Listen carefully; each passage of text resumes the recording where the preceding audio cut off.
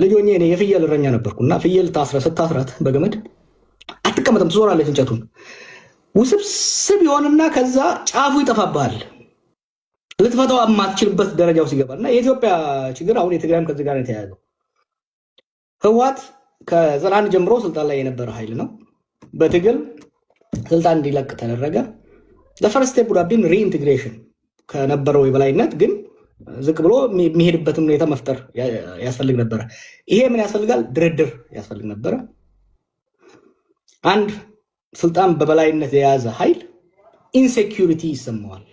ኢንሴኪዩሪቲ ማለት እንደ ግለሰብም በስልጣን ላይ በነበሩበት ወቅት ለተደረገ ስህተቶች፣ ለተደረጉ ጥፋቶች በቀል ሊመጣብኝ ይችላል ወይ የሚል ፍራቻ፣ ሌጂቲሜት የሆነ ፍራቻ አላቸው።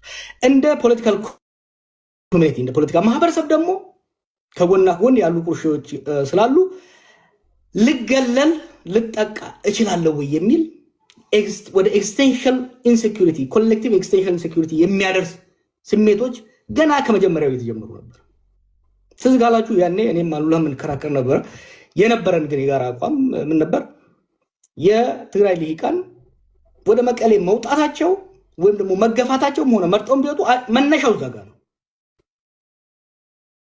ማዕከሉን ከስልጣን መልቀቅ አንድ ነገር ሆኖ ግን ተገፍተው ወደ ሆም ሪጅን ሲገቡ ሴግሪጌሽን ተፈጠረ፣ ጋፕ ተፈጠረ፣ ንፋስ ገባው ማለት ነው።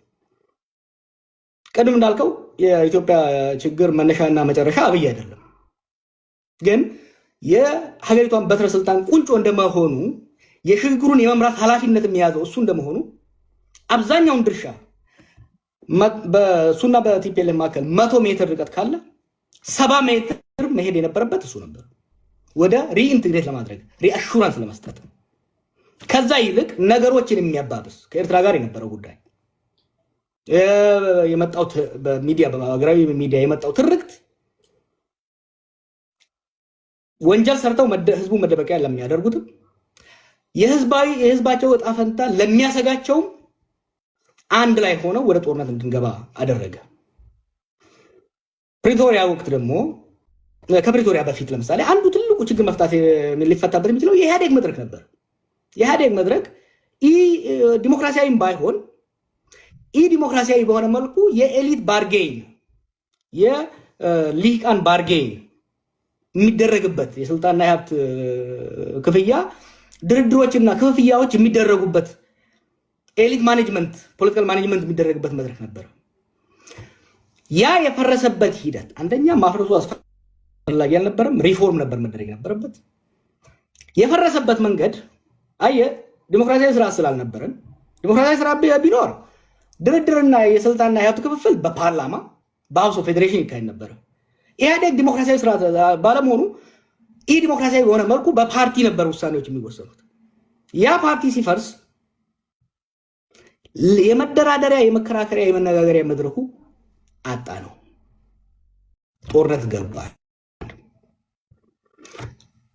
በጦርነት 2 ዓመት ከተጨፋጨፈን በኋላ እድል አገኘንና ፕሪቶሪያ ላይ ተኩስ ማቆም ቻለ። የፕሪቶሪያ ስምምነት ግን ወደ ጦርነት ያስገቡንን ምክንያቶች የፈታ አልነበረም። ወደ ጦርነት የገባ ነው በወልቃይትና ጠገዴ በዌስተርን ትግራይ ጉዳይ አይደለም። ፈንዳመንታሊ በፖለቲካ ስልጣን አንድ፣ ሁለተኛ የትግራይ እንዲሁም ህወሓት በመጪዋ ኢትዮጵያ ውስጥ ምን አይነት ቦታ ይኑራት የሚለው ጥያቄ ነው ወደ ግጭት የፈጠረ። ወደ ግጭት ያስገባን በአብይና እሱ ስልጣን የያዘው ኃይል ወደ መቀሌ ሄደው ህወሓት እንደ መሪነት ግን ከኋላቸው ያለው ኮንስቲትዩንሲም የወደፊት ግንኙነቱ የስልጣንና የሀብት ክፍል የሴኩሪቲ ጉዳይ እንዴት ይሁን የሚለው ነው ወደ ጦርነት ያስገባል። ከጦርነት ፕሪቶሪያ ላይ ግን አደራዳሪዎቻችንም ወይ አልገባቸውም ወይ ሸረኞች ነበሩ። ነገሮችን ከስር መሰረቱ የመፍታት ፍላጎት አላሳዩ። ይሄን ምለው ቀጥታ ተሳታፊ የነበርኩ ሲያደራድሩ የነበሩትም ተደራዳሪ የነበሩትም ሰዎች ሰማቃቸው የፖለቲካ ኢሾችን ወደ ጦርነት ያስገቡን መንስኤዎችን ወደ ጎን ያገለለ ነበር። ናይሮቢ 1 እና ናይሮቢ 2 ላይ ሞር ጦርነቱን እንዴት እናቆምና ከዛ ለያ ጦርነት እንዴት እንዘጋጅ ውስጥ የተገባው። ከዚህ በፊት ወደ ጦርነት ያስገቡን ችግሮች ቅድም ያልኳቸው የፖለቲካዊ ማህበራዊ ጉዳዮች፣ የሴኩሪቲ እና የስልጣን ጉዳዮች ተደራድሮ የወደፊቷ ኢትዮጵያ ውስጥ የትግራይ ቦታና የትግራይ ሊቃን ቦታ ምን ይሁን የሚለውን ከመደራደር ይልቅ ከመነጋገር ይልቅ አብይና በአዲስ የታረቁት የህወሓት ኃይሎች እንዴት ተስማምተን ኤርትራን እንውጋ ነበረ። ምን ዋሻቸው ነገር አልነበረም። አወዘ ናይሮቢ ታው አይሆንም። አዙሪት ውስጥ ነው የምንከቱን። ሪሜምበር 2018 ኢሳያስና አብይ እንደዛ ሲያስጨፍሩን ይሄን ነገር ጸረ ህወሓት አላያንስ አታድርጉት። ይሄን እድል ተጠቅመን በኤርትራና በኢትዮጵያ መካከል የሰከነ በድርድርና በተቋማዊ መሰረት ያለው ስምምነት ላይ እንድረስ። አዲስ አበባና አስመራ መቀሌን ዘለው ሊጨባበጡ አይችሉም። ኢትስ አ ማተር ኦፍ ጂኦግራፊ ኢትስ አ ማተር ኦፍ ሂስትሪ ብዬ ስከራከር ነበር። የዛ ጊዜ ሁለቱም ማድመጥ አልፈለጉም። ሲሚለርሊ ናይሮቢም ላይ ሀሌላ ኬለም ላይ የተሞከረው አካሄድ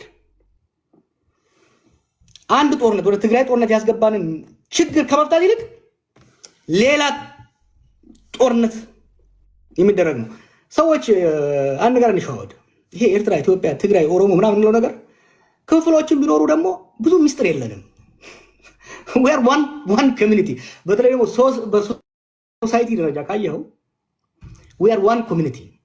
ብዙም ሚስጥር አይኖርም። በአስመራና በአዲስ አበባ መካከል፣ በመቀሌና በአስመራ መካከል እኔ ሄጄ ላሉላ ሹክ ብለው አሉላ መጥቶ ለቶላ ለገብረየስ የማይልበት ብዙ ምድር የለም። አይ ኖ ዚስ ፍሮም ኤክስፒሪየንስ። ናይሮቢ ላይ የተደረገው ውይይት አስመራ ወዲያ ነው የደረሰው። ሴም ቲንግ። ከዛ ቤትም አዲስ አበባ ላይ፣ ጅማ ላይ ኢሳያስና አብይ ሲያደርጉ የነበረው መቀሌ ሲደርስ ነበር። ምን ፈጠረ? ይሄ ጥርጣሬዎችን እያባባሰ ሄደ እና ከዛ ወዲህ ደግሞ የትግራይ የውስጥ ምስቅልቅልነቱ በተወሰነ ደረጃ የአብይ ኮንትሪቢሽን የነበረበት ህወሓት ያው በጣም ጠለቅ ማለት አልፈልግም እንጂ ህወሓት ከመለስ ሞት በኋላ ህወሓትም ኢህአዴግም ክራይሲስ ውስጥ ገቡ። የዛ ውጤት ነው አንዱ። ምክንያቱም ለረጅም ጊዜ በመለስ ጭንቅላት ላይ የተመሰረተ አካሄድ ስለነበረ እሱ ሲሞት ስበቱ ሴንተሩን እየለቀቀ ነው የመጣው። እሱን የሚተካ አመራር አለማግኘታቸውም አስፈላጊ መሆኑን we have to sympathize። ዝም ብለን ህወሓት ዛሬ ያለው ህወሓትና የዛሬ 10 ምናምን ዓመት የነበረው ህወሓት አንድ አይደለም። የፖለቲካ የማኔጅ ስትራቴጂክ ሊደርሺፕ ችግርም ተፈጥሯል። ከዚሁ ጋር ተያይዞ የጽምዶ ጉዳይ ዛሬ ጽምዶ ይውደም ጽምዶ ይንገስ ብትል ብዙ ለውጥ አያመጣም። እንዴት ነው ወደ ጽምዶ የገባ ነው? ለኔ ጽምዶ 2018 ነው የተጀመረው። ኢትዮጵያና ኤርትራ ወይም ደግሞ ሻቢያና ወያኔ 1991 ደርግ ጥለው ስልጣን ያዙ። ከዛ በኋላ ሀገራዊ ተቋማዊ ኢንስቲትዩሽናል የሆነ የሁለት ሀገሮች ግንኙነት ሳይሆን የሁለት ፓርቲዎች ግንኙነት ነው ያደረጉት። ቢግ ሚስቴክ ነበር። ያ ስላልቆየ ወደ ጦርነት አስገባን። ሁለቱ ፓርቲዎች መቃቃር ጀመሩ። የሁለት ሀገሮች ጦርነት ገባን።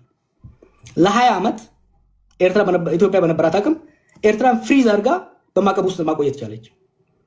2018 ለኢትዮጵያም ለኤርትራም እድል ነበረ። ነገር ግን ያን እድል ዘላቂ ሰላምና በትብብር ላይ የተመሰረተ የኢኮኖሚ እድገት ከማምጣት ይልቅ ህወሓትን መደቆስ ላይ ያደረግነው። ፕሪቶሪያ ላይስ ህወሓትን ይዘን ህወሓትና ብልጽግና ሆነ ሻቢያን የመደቆስ ጨዋታ ውስጥ የተገባው ጽምዶ ዛሬ ላይ ያለውን ትናንትና ደረጃ የሚናገረውን አብይ የሚናገረውን ነገር ከተናገርን ካየነው ሌተስት ናቸው። መሰረቱ ግን ባክፋየር አደረገ። አብይ የተከተለው ስትራቴጂ ባክፋየር አደረገና ገሚሱ ወይም ደግሞ በአብዛኛው የሚሆነው የትግራይ ሊግ ከህወሓት ጋር ሆኖ ወደ ኤርትራ የሄደበት ሁኔታ ነው የምታየው። ለእኔ ጽምዶ ኢስ ዲፌንሲቭ ፓክት። የኤርትራ ኃይልም ከአዲስ አበባ ሊመጣበት የሚችለውን አቅሙ ኢኮኖሚውም ትልቅ የሆነ ጎረቤት ሊመጣበት የሚችለውን እራሱን ለመከላከል ያደረገው ታክቲካል ነው። ጽምዶ ማለት ታክቲካል አላያንስ፣ ታክቲካል ዲፌንሲቭ አላያንስ። ይሄ አላያንስ ምንድነው ይዞ ሊመጣ የሚችለው? ወይ እነ ደብረጽዮን እንደሚሉት አሸንፈው የአዲስ አበባ የሚገቡበት፣ ወይ አብይ እንደሚለው ሁለቱንም የሚፈረካከስበት ሶስተኛው ደግሞ ለረጅም ፕሮትራክትድ ጦርነት የምንገባበት እድል ውስጥ ነው የሚከተን። ለዚህ ነው ይሄ ጦርነት እንዳንገባበት መረባረብ አስፈላጊ ነው ብዬ በተደጋጋሚ የምናገረው። የኦሮሞ ጥያቄ ኢቮልቭ አድርጓል። ከዚህ በፊት የነበሩ የቡድን ጥያቄዎች በገሚስ የተመለሱ በገሚስ ያልተመለሱ አሉ። አሁን ደግሞ ኒው ኢመርጂንግ ጥያቄዎች መጥተዋል። ዋት አር ዚስ ኒው ኢመርጂንግ ጥያቄዎች?